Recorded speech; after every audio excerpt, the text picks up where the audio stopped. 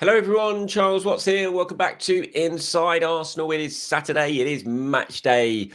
Look, always know it's a match day when the old lucky Arsenal mug comes out for the morning cup of tea. I hope you're doing well wherever you're watching or listening to this around the world. As always, thank you very much for joining me. We've done it. We've got through the international break. The Premier League is back. Arsenal heading to Fulham a little bit later on today. I'll be heading to Fulham a little bit later on today. I'm in the press box today, so if you can't watch the game and you need live updates on your social media, then I'll be doing that across my various channels. So we're going to talk about the game today. I'll do predicted 11. Look at what some of you guys have had to say. We'll look at what Mikel has had to say in his embargoed section of his press conference. Some interesting stuff on Viktor Gyokeres. He's very much adamant that Viktor Gyokeres is going to bang very, very soon. And hopefully he does today because I've kept him in my FPL team. Come on, Viktor.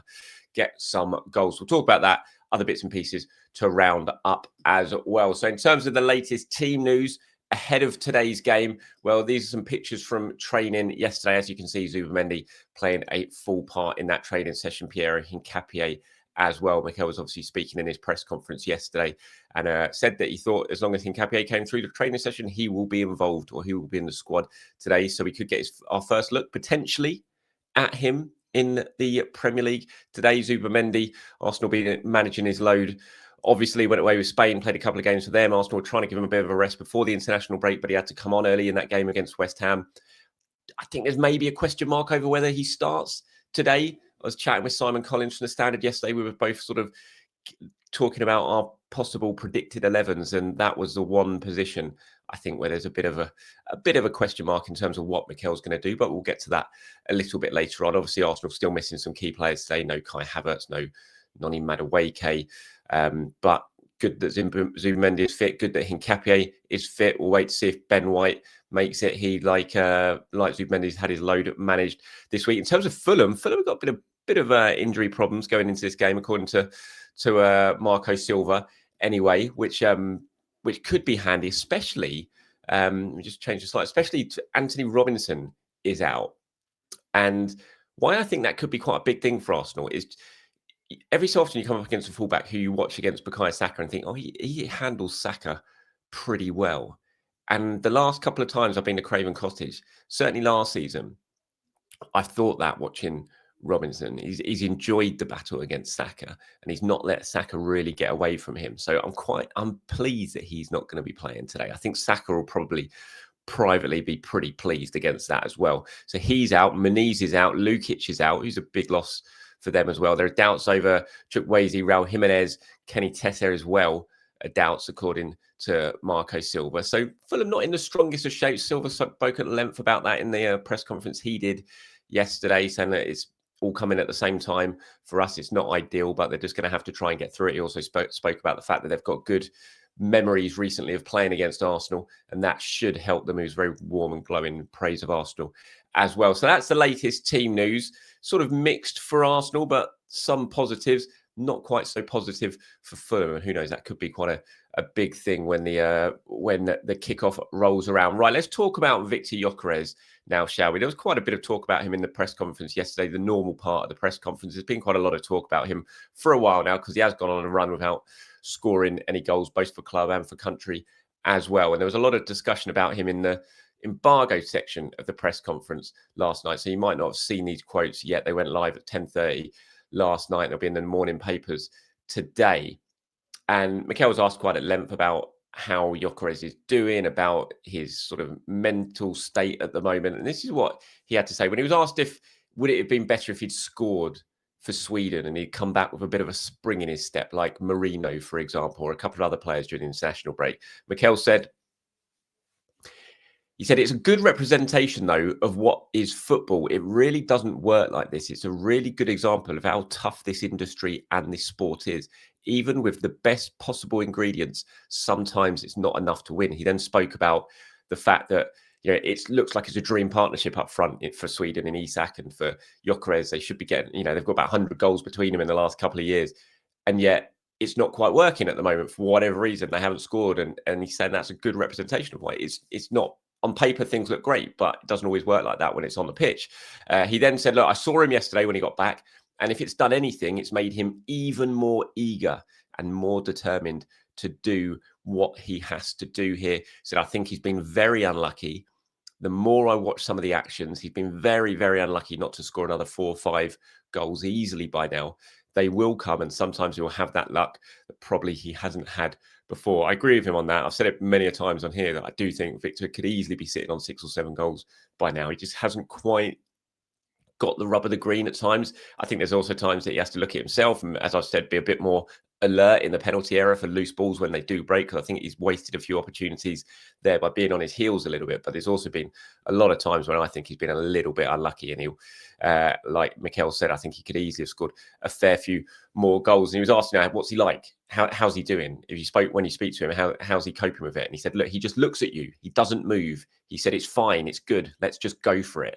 He's a very single-targeted mindset player, and that's what I love about him. He said that he shows no emotion. I think I've seen that. I mean, we've all seen that from Gyokeres, I think, which is why I don't really believe, some people are saying, oh, he's in a bit of a confidence crisis. I've never really believed that, because I've never got the impression of, when I've looked at him in this run, of a player who's lacking any confidence. He's still doing everything that he was doing before. He's not hiding in games at all. He's still right in the middle of every game, still chasing every single ball, still causing problems for every single defender, and running them out wide. He's not disappearing in games at all. And I think that's a really good sign, even when he's not getting the goals that he'll want. And this is a tough period for him, no doubt about it. He's, for the last 2 years, he's been used to scoring 2 goals a game, basically. And now suddenly he's gone 10 games without a goal. So it is a tough period for him, because he just hasn't felt like this for a long, long time. You have to go back to his days at Coventry, the early days at Coventry, when he's gone on a run like this.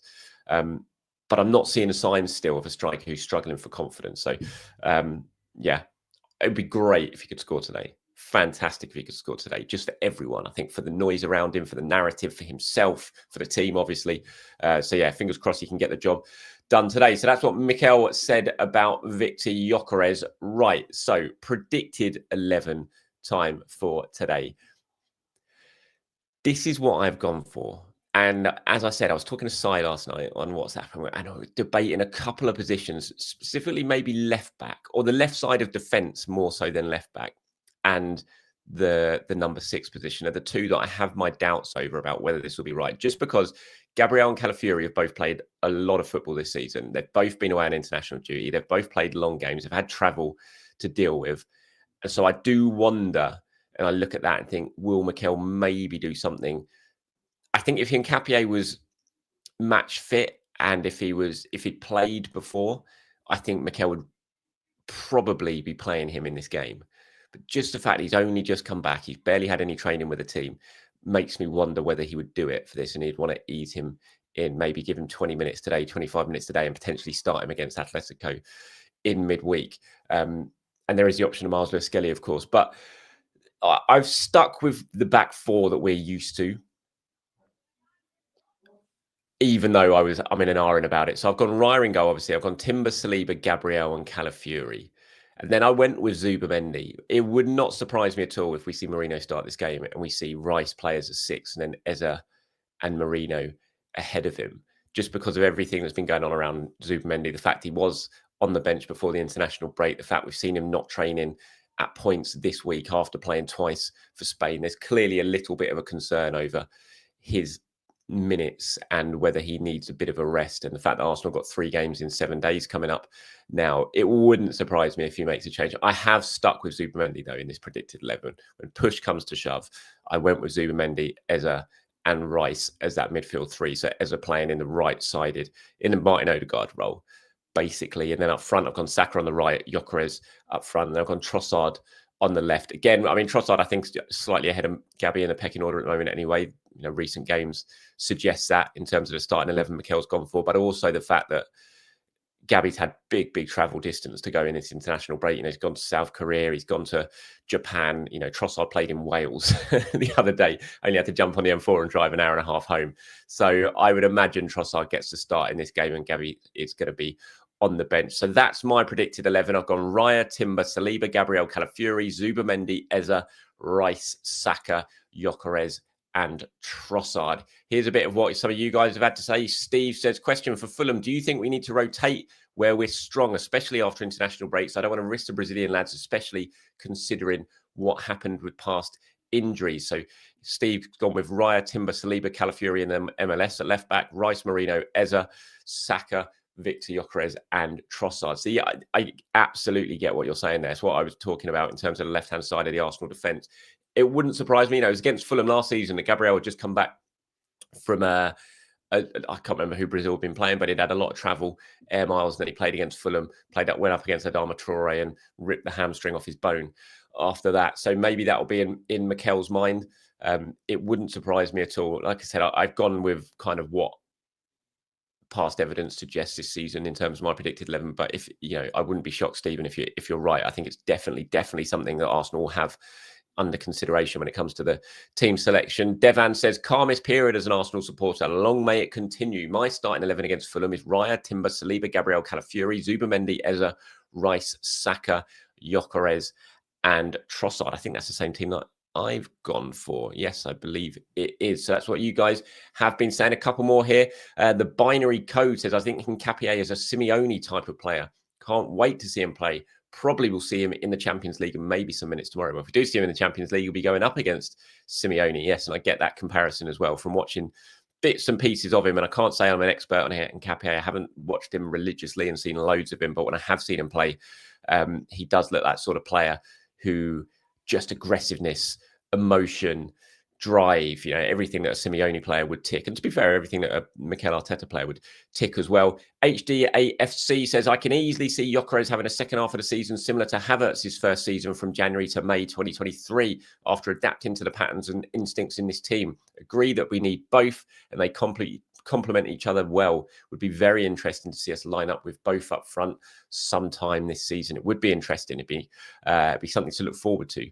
I think HDAFC. I'm very much looking forward to that. And I do think that's something that Mikel Arteta is going to use, having both of those players on the pitch at the same time. I think it's something we'll see a fair amount of, especially in game, even if it's not from the start. So thank you very much for everyone getting in touch. I will be doing a player ratings video, hopefully, after the game today from the press box. And then I'll do the in-depth reaction show as usual tomorrow. Come back and reply to the player ratings video after the game tonight with your comments and your views on the game, and I'll pull some of them together and get them included in tomorrow's review show.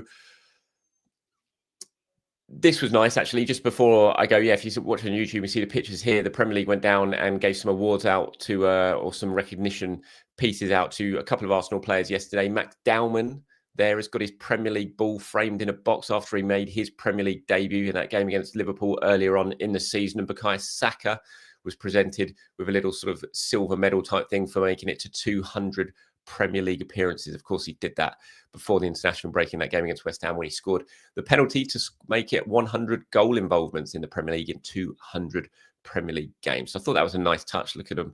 Very, very proud. I still can't believe Max Dowman has got that ball at his age. What is the world coming to? And that is it from me this morning. Not from today, because like I said, I will try and do something after the game later on. Hopefully, talking about a nice Arsenal win, which keeps them top of the Premier League table. There was some interesting stuff in the press conference, actually, from Mikel yesterday, talking about that.